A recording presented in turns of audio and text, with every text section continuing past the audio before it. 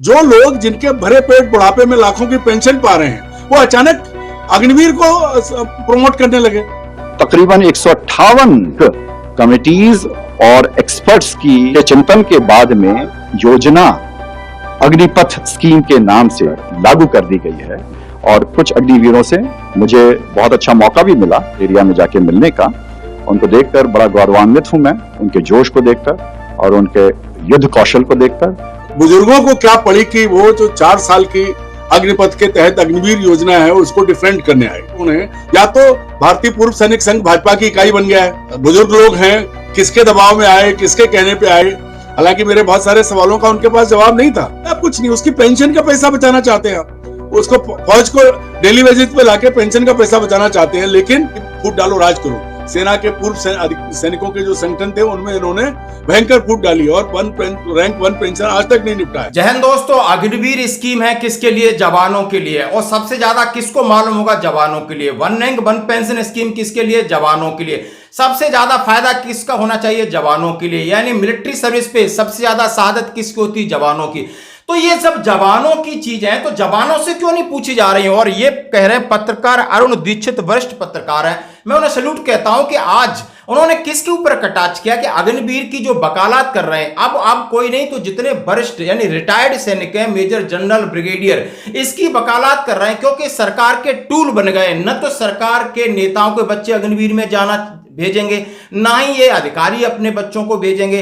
अब ये मध्य प्रदेश में सैनिक संगठन को लेकर के उन्होंने कहा है कि अग्निवीर और सेना हमारे, मतलब जितने सैनिक हैं इसमें परिवर्तन हमारे लिए हो रहा है। तो पत्रकार महोदय पूछते हैं कि भाई आपके लिए हो रहा, तो आप ये बताओ कि आपने जो आप भाषण दे रहे हो और आपको अच्छी मोटी पेंशन मिल रही है, ओआरओपी आपने हड़प ली, और अग्निवीर की आप बात कर रहे हो, क्या आप अपने बच्चे को अग्निवीर में भेजोगे जवान बना के? नहीं।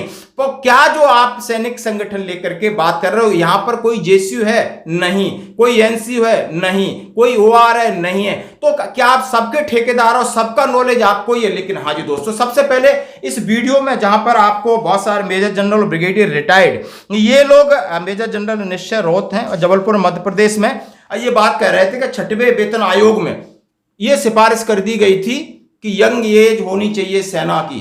अभी एवरेज 32 साल है। फिर इन्होंने कहा है कि 158 कमेटी की सलाह ली गई और अग्निवीर देश के लिए बहुत आगे वाली अच्छी स्कीम है। भूतपूर्व और ये पूर्व सैनिक हैं, ये बुड्ढे हैं।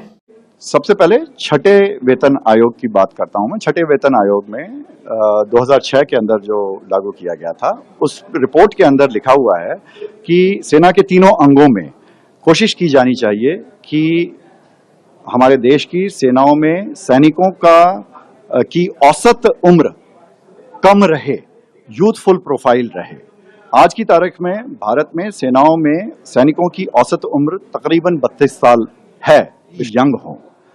इन सब चीजों को देखते हुए तकरीबन 158 या उससे भी अधिक कमिटीज और एक्सपर्ट्स के चिंतन के बाद में एक योजना अग्निपथ स्कीम के नाम से 2022 के अंदर लागू कर दी गई है, जिसमें अग्निवीर देश की सेनाओं में पिछले 2 साल से भर्ती हो रहे हैं।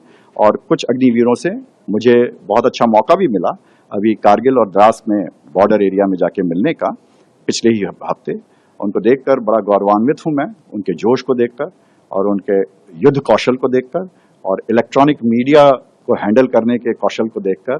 और जरूरी बात है ऐसा यंग प्रोफाइल और ऐसे यंग लड़के और लड़कियां हमारे देश की सेनाओं में भर्ती हों। बिल्कुल। और इनसे जब पत्रकार सवाल कर रहे हैं कि जनरल नरवाने साहब जनरल साहब थे तो उनसे नहीं पूछ सकते थे, 158 से पूछा गया है। तो ये अब सरकारी टूल बन के गवर्नमेंट की वकालत कर रहे हैं, क्योंकि गवर्नमेंट अग्निवीर पर पीछे नहीं जा रही। अग्निवीर पर पैरामिलिट्री फोर्स को कल फिर घोषणा की कि सभी जितने डीजी हैं बताएं कि 10% आरक्षण मिल गया है। सेना के एक लेफ्टिनेंट जनरल साहब हैं, वो जाके कह रहे हैं आप अग्निवीर के बारे में बताइए। लेकिन पत्रकार एक सवाल कर रहे हैं कि अग्निवीर के बताइए, किसी जेसू जवान से भी पूछ लीजिए। अग्निवीरों को लेकर के इस तरीके की बातें, इस तरीके के वीडियो, इस तरीके के कटाक्ष किया जा रहा है। वहीं पर बुजुर्गों को क्या पड़ी कि वो जो 4 साल की अग्निपथ के तहत अग्निवीर योजना है उसको डिफेंड करने आए। तो मैंने उनसे पूछा कि आप क्यों और कैसे, तो उन्हें लगा कि वहां मौजूद ब्रिगेडियर साहब ने कहा कि वो तो आएंगे, तो हमारे साथ जुड़ेंगे। सबसे दुर्भाग्य की बात है कि ये कमीशन अफसर जो बैठ के बात कर रहे थे, जो वकालत कर रहे थे, उनके साथ एक भी या तो ना तो जेसीओ था, जूनियर कमीशन अफसर, ना कोई एनसीओ था, नॉन कमीशन अफसर, ना कोई जवान था। तो इसी से लग रहा है, और ये चीज, और पहली बार ऐसा लग रहा है कि पूर्व सैनिकों ने, या तो भारतीय पूर्व सैनिक संघ भाजपा की इकाई बन गया है, क्योंकि ये जो चीज है, इसको भारतीय जनता पार्टी का जो पूर्व सैनिक संघ है, वो भी जगह जगह मीडिया से बात कर रहा है। मेरठ में बात की, और जहां जहां है वो बात करके इस योजना के फायदे समझा रहा है। अब बुजुर्ग लोग हैं, किसके दबाव में आए, किसके कहने पे आए, हालांकि मेरे बहुत सारे सवालों का उनके पास जवाब नहीं था, लेकिन मूल बात यह है कि क्या 4 साल की ट्रेनिंग के बाद वो लड़का जो ट्रेनिंग करके आएगा, वो उसको रोजगार मुहैया होगा? बातें कहने को बहुत है, लेकिन जब जो लोग जिनके भरे पेट बुढ़ापे में लाखों की पेंशन पा रहे हैं, वो अचानक अग्निवीर को प्रमोट करने लगे, सरकार के आगे क्यों झुक रहे हैं ये सैनिक? ये बहुत बड़ा सवाल है। सेना के एक जनरल हैं, सेना के जिन्होंने ऑपरेशन लड़ा है, वो कहते हैं कि नहीं, इस तरह अभी स्थिति ठीक नहीं है, उस तरह आप पायलट प्रोजेक्ट कर सकते हो, इसमें बदलाव की बात कर रहे हैं, लेकिन नहीं, ये बदलाव नहीं, ये बहुत लंबी लंबी बातें कर रहे हैं, जबकि जमीनी हकीकत उससे परे है। बोला ये जनरल साहब कह रहे हैं, मैं गया था, युद्ध कौशल देखा अग्निवीरों का, मैं खुश हो गया। क्या इन्होंने युद्ध कौशल देखा होगा? आप बताओ, आपको थोड़ा बहुत तो आप यूनिट लेवल की बात है, क्या है आपने युद्ध कौशल देख लिया? उसको अभी तो ड्रिल और पीटी का ही पता नहीं, सावधान विश्राम का पता नहीं, युद्ध कौशल कौन सा वो टैक्टिस सीख गया? तो ये सारी बातें हैं, मनोबल तोड़ने वाली बात नहीं है, ये देश के लिए विचार विमर्श करने वाली बातें हैं। पत्रकार महोदय यदि इस पर कह रहे हैं, अरुण दीक्षित वरिष्ठ पत्रकार है, उन्होंने कहा है कि मान लो आप लोग बुजुर्ग हैं, आपको पेंशन मिल रही है, आपके बच्चे सेटल है, सब कुछ है, लेकिन चीजों को आपको देखना होगा कि आखिर सेना क्या चाह रही है, सैनिक क्या चाह रहा है, उसमें जेसीयू एनसीयूआर को कभी इन्वॉल्व किया? उसी तरह उन्होंने सवाल उठाया कि यदि आप वन रैंक वन पेंशन को लेकर के आपने डिवाइड कर दिया, आपने इसकी पैरवी की और आप पूरा लेके चले गए, और आज जेसीयू जवान तड़फ रहे हैं, उनको वन रैंक वन पेंशन का पूरा फायदा नहीं मिल पा रहा है, जो कि उनके लिए स्कीम थी।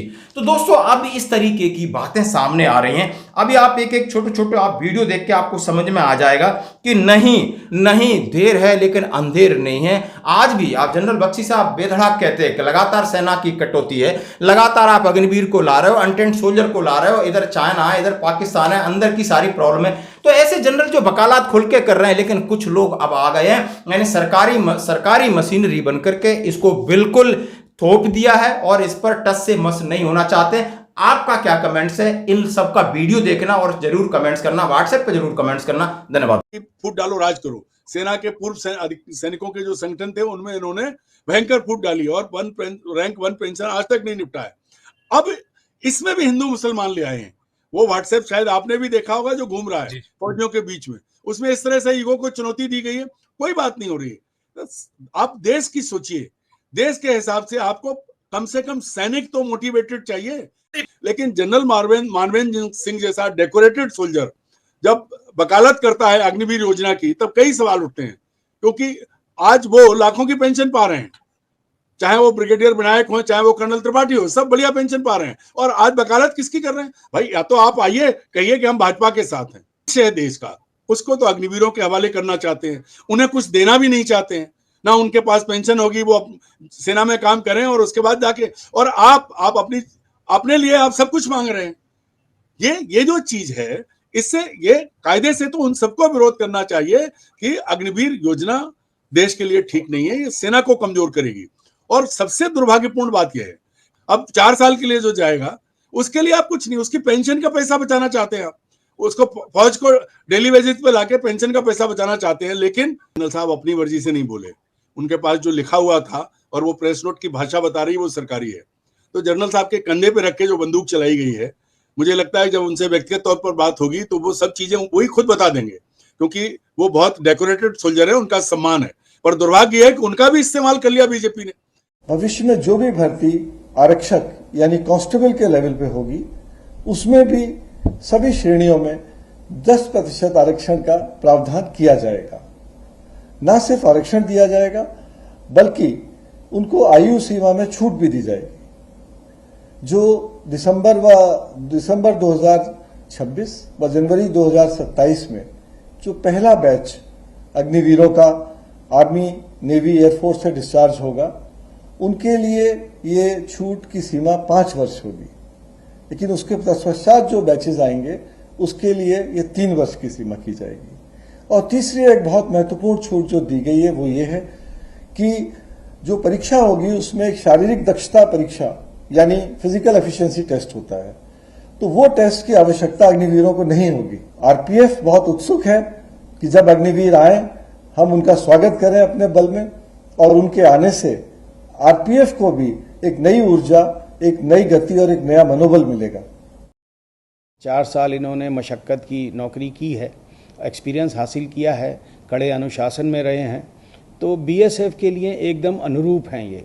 तो एक तरह से हमको तैयार सोल्जर मिल रहे हैं जिनको हम बहुत शॉर्ट ट्रेनिंग करके जो इनको लोकल कैप्सूल्स इनको देने हैं वो देने के बाद हम इनको तुरंत सीमा पे तैनात करेंगे। सब बलों में इसका लाभ होगा जिसमें भी अग्निवीर जाएंगे। हम इसका इंतज़ार कर रहे हैं, जैसे ही आएंगे हम इनको तुरंत लेके और इनको जो है जो कन्वर्शन ट्रेनिंग है वो देने के बाद इनको तैनात करेंगे। जितनी हमारी वैकेंसीज होंगी उनका 10% इनके लिए रिजर्व्ड होगा, आरक्षित होगा, और इनको एज की भी छूट है। जो पहला बैच है उसमें 5 साल का एज रिलैक्सेशन है और जो अगले बैच आएंगे उनके लिए 3 साल का रिलैक्सेशन होगा। सशस्त्र सीमा बल में रिक्रूटमेंट हेतु 10% का एक्स अग्निवीर के लिए कोटा निर्धारित है। ये संशोधन हमारे एसएसबी के रिक्रूटमेंट रूल्स में कर दिया गया है।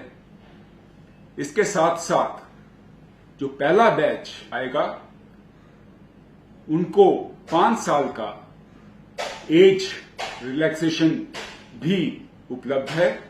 इसके साथ साथ एक्स अग्निवीर के लिए इस रिक्रूटमेंट में कोई भी फिजिकल एफिशिएंसी टेस्ट, जिसको हम पीईटी बोलते हैं, वो नहीं किया जाएगा।